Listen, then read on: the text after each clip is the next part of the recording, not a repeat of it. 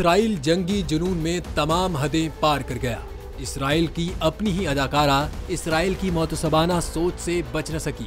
Hamas की हिमायत करने पर गिरफ्तार कर लिया गया। इंसानी हुकूक के तमाम उसूलों को पैरों तले कुचलने वाले इसराइल ने गजा में फलस्तीनी मुसलमानों के कत्लेआम से अपना घिनौना चेहरा दुनिया के सामने खोल कर रख दिया है। यही नहीं, इसराइल हमास के हक में उठने वाली आवाजों को भी दबाने की भरपूर कोशिश कर रहा है।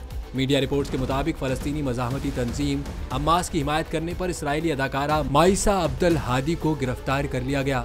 इसराइली पुलिस ने माइसा का नाम लिए बगैर अपने बयान में कहा कि हमने एक अदाकारा को गिरफ्तार कर लिया है जिन्होंने हमास की हिमायत की। हमास के हमले को दहशतगर्दी करार देते हुए इसराइली पुलिस का कहना है कि दहशतगर्दी के लिए इश्तियाल अंगेजी और हिमायत के खिलाफ पुलिस की लड़ाई हमावक्त जारी रहती है। एक और इसराइली अदाकार ने भी माइसा को हमास की हिमायत पर तनकीद का निशाना बनाया और कहा कि आपको अपने आप पर शर्म आनी चाहिए। आप हमारी टीवी शोज और फिल्मों में अदाकारी करती हैं और फिर हमारी पीठ में छुरा घोंपती हैं।